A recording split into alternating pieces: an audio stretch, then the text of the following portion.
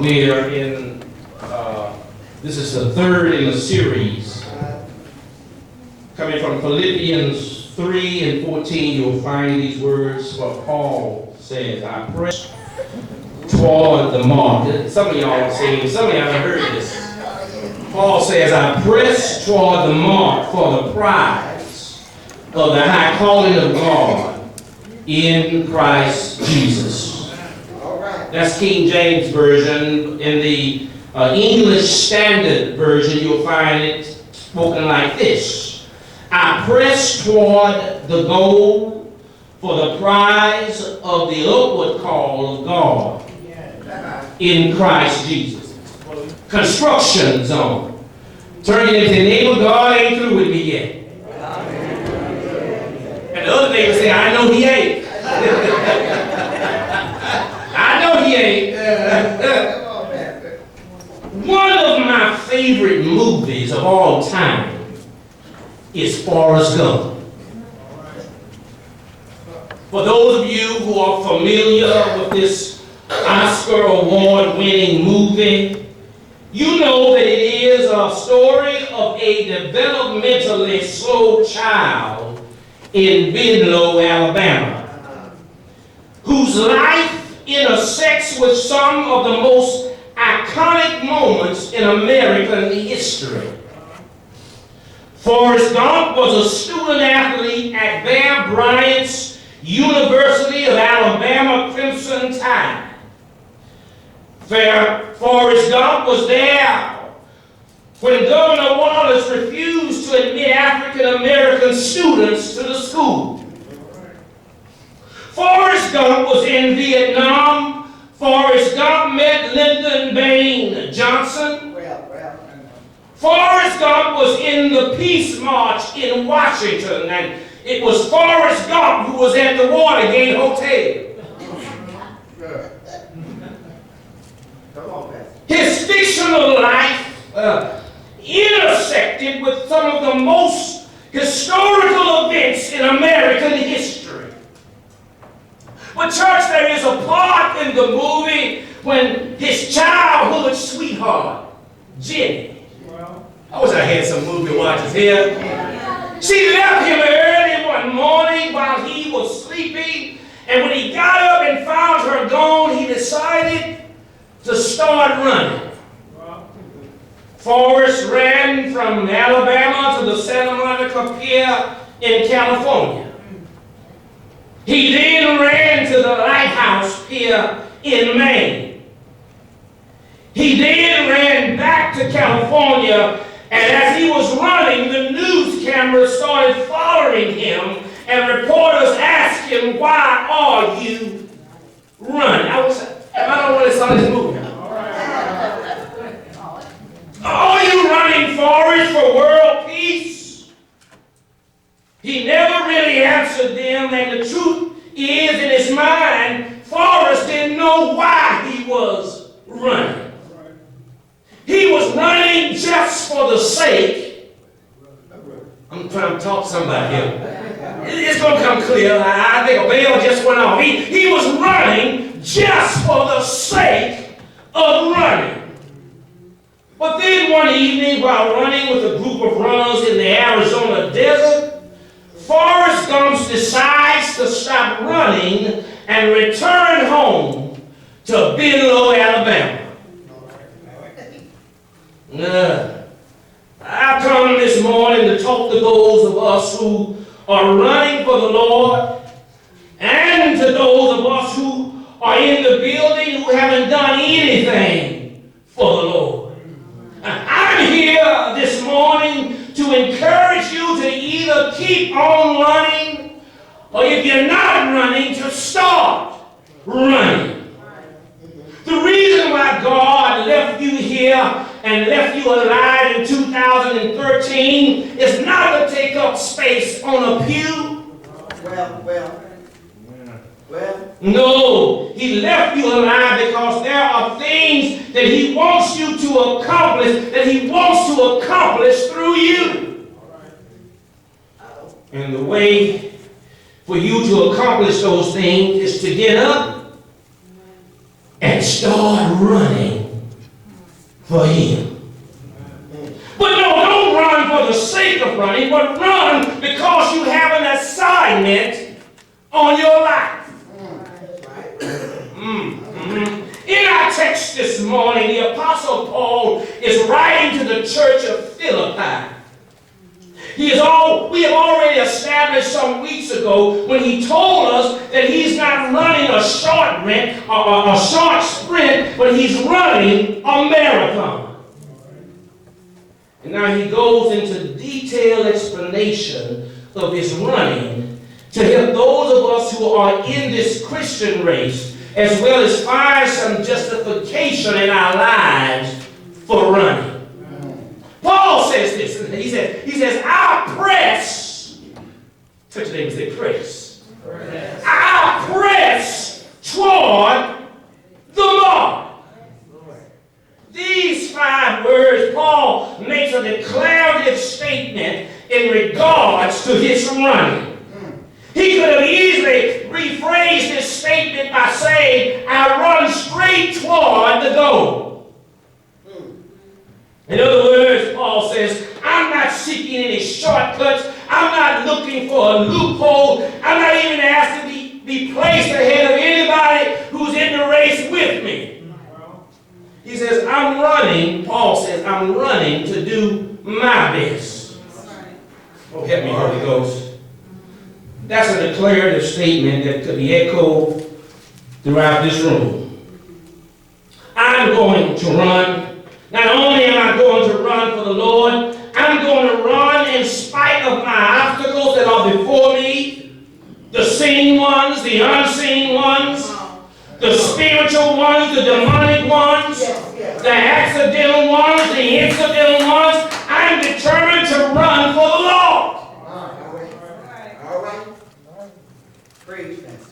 That drafts me into a long line of brothers and sisters who have run on before me, Adam and Eve, Abraham, Isaac, and Jacob, Moses, Aaron, Joshua, David, who have run the race before me. Here's the unfortunate part about running. You know, it ain't all good. Some folks, some believers are always looking for another way out. They are looking for holy loopholes. They are looking for some small print in the agreement. They are looking for a worldly approach to God's commandment. But I've come by here to tell you that the Lord's word is not up for negotiation. He means what he says, and he says what he means. And church, I stand here today to tell you that there are no loopholes in God's word. To look for a loophole is to almost suggest that God has to do something for you that he will not do for somebody else. But that's not God. That's not God's good theology. God treats every Christian equally. We all, church, have an opportunity to give our lives to Jesus Christ. But he doesn't set up one standard for one type of person and then create another set of standards for another type of person.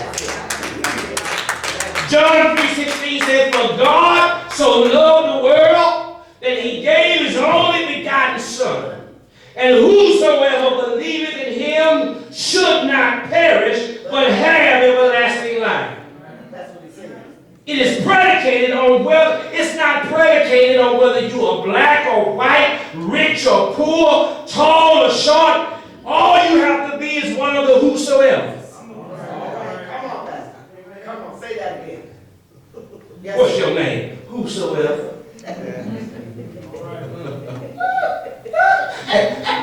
There is no loophole, no litmus test. Paul is aware of it, and he says that my job is to keep on running.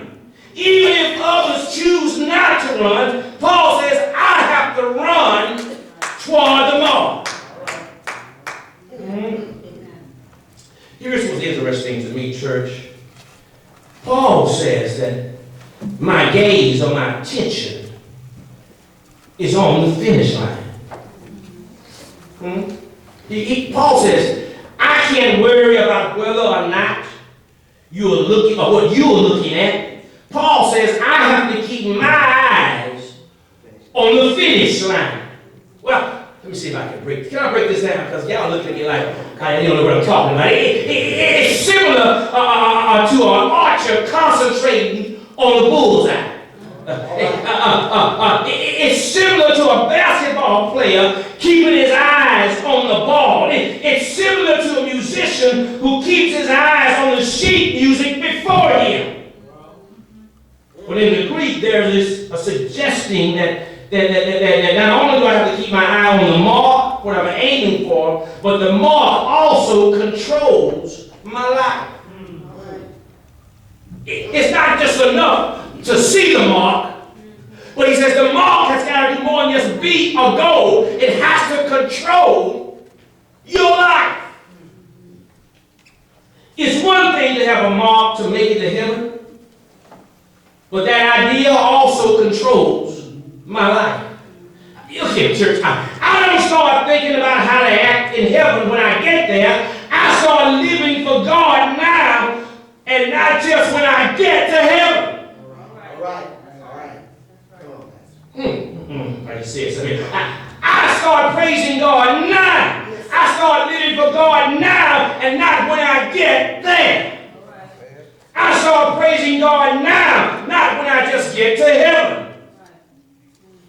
I start treating my brothers and sisters in the Lord right now, not when I get to heaven. I learn how to treat my enemies in a godly way now, not when I get to heaven. My goal is not just my aim, my goal is my purpose. And since it's my purpose, I will not allow myself to be distracted or to be turned aside. I don't mean any harm. Come on. But can I just... Come on. What's that song that song back in the 70s about? Tell it like it is. Remember that song? Tell it like it is. Y'all come on now. Y'all know what I'm saying. It's all your scared girl said. Can I just tell it? Look at Mom, but yeah, I remember them days. Tell it like it is. Oh, yes. I live long enough. The more I live long enough to see that we have some people who are poor representatives of the God that they claim. Well, the longer I live, the more I want to be a reflector of what God is on the inside of me. I'm going to say this again. The longer I live, I want to be a reflector of the God that is inside of me. But I refuse to let anyone or anything distract me from serving the Lord. Even stuff we use to bring ourselves closer to God, if we are not careful, it'll make it too easy. Look here. I don't want, if you don't want to praise Him, don't hinder me. If you don't want to worship, don't try to stop me. If you don't want to give a dime, don't try to stop me.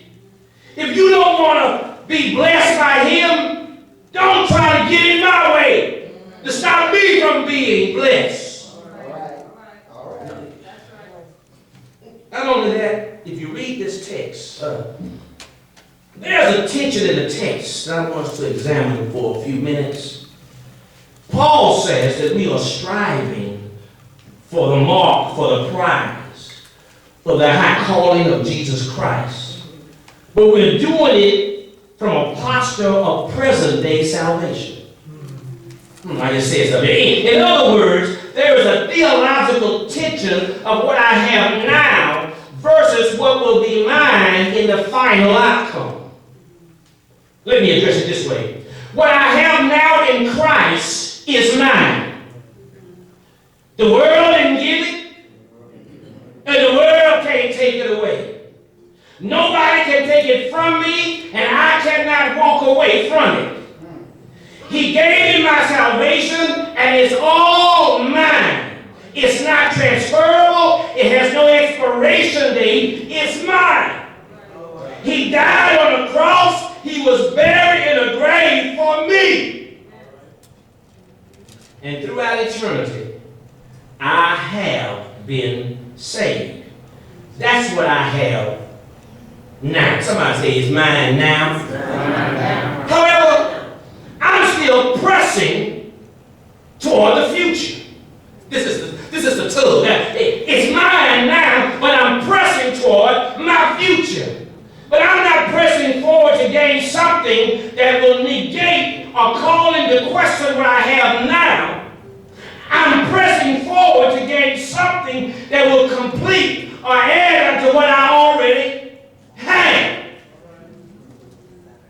In order to understand what I'm saying, then we need to examine the prize. See, we're talking about the future, the present and the future, and the prize. And to understand what I'm trying to say, we need to examine the prize. The prize is not unique to us. In running, we understand it now. You can either place either first or second or third and win a medal. Somebody ought to say amen. Amen. If you finish fourth, you don't get nothing. Right. If you finish fifth, you don't get nothing. If you finish sixth, you don't get nothing. If you finish seventh, eighth, you don't get nothing. And if it's a large race and you finish 15th, you don't get nothing. If you finish 35th, Tony, you don't get nothing. You only get a prize if you finish either first, second, or third. Are you with me? If you're in the band, there's going to be only one chair. That's the prize. And everybody's trying hard to be the first chair. And if you're not the first chair, then you just got to be in the band.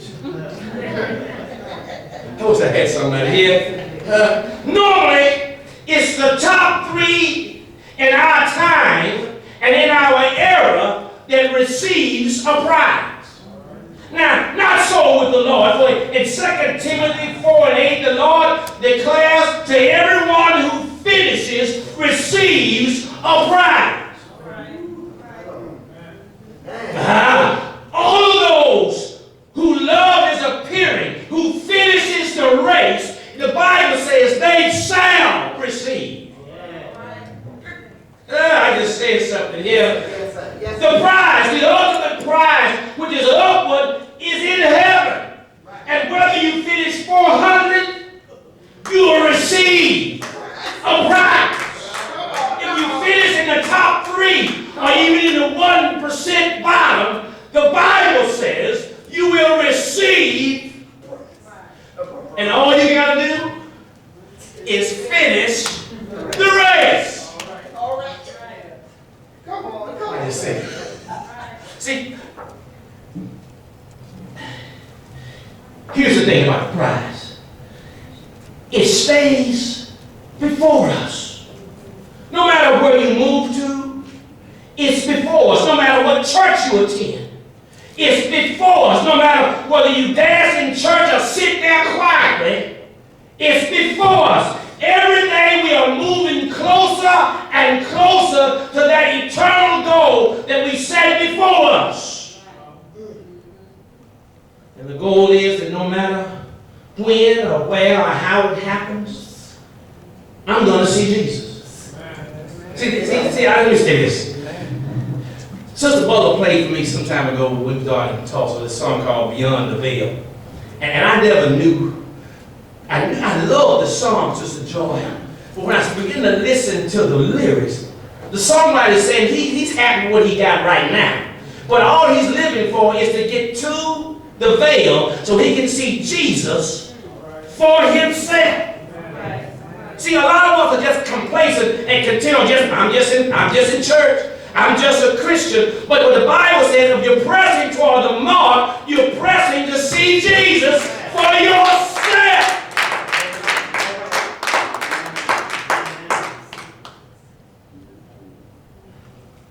The goal is to get beyond the veil and to see Jesus for myself. And I'm not going to be turned around, nor am I going to go left. I'm not going to fall by the wayside. I'm not going to give up and give out. I'm not going to go back to where I came from. I'm not going to cry and go tell Jesus it's too hard. My goal is my lifestyle. My goal is everything. I work so hard. I've saved for the prize. I prayed for the prize. I preach for the prize. I endure for the prize. I suffer for the prize. I get lied on for the prize. I go through hell and high water for the prize. My prize is in the heaven home, my eternal home in glory. I like football. And Baltimore Ravens were playing the Denver Broncos. It was a great game. And for those of you who watched the game, Brother Johnny, you know the game went into double overtime. And it was an offensive game. It was a defensive game. But I noticed that before the game was over, the Baltimore Ravens defensive all-star Ray Lewis, who by circumstance had already killed somebody but never got charged for that. You know, it's amazing when you go into stuff, you get real holy. Help me, Holy Ghost. Baltimore Ravens defensive linebacker Ray Lewis kept on quoting a scripture. He says, in front of the camera, no weapons against me shall prosper.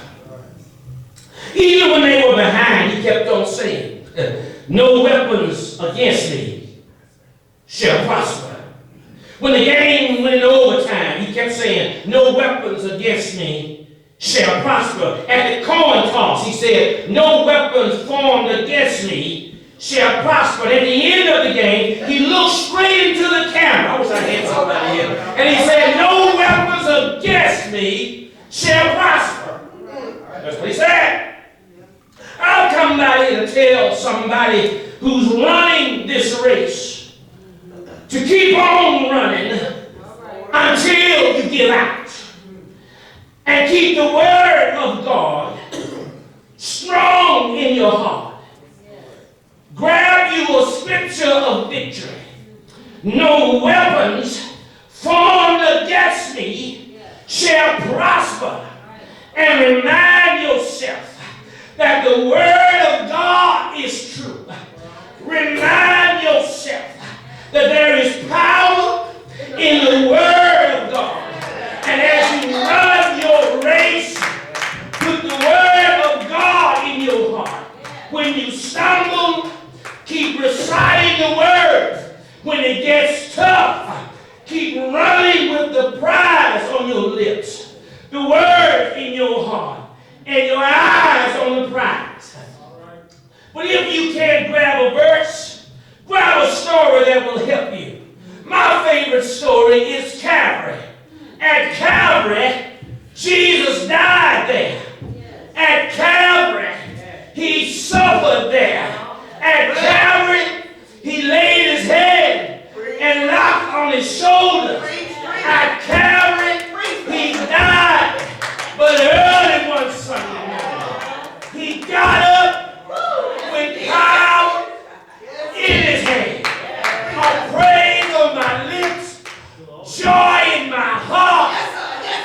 Run on, church, and see what your end is going to be.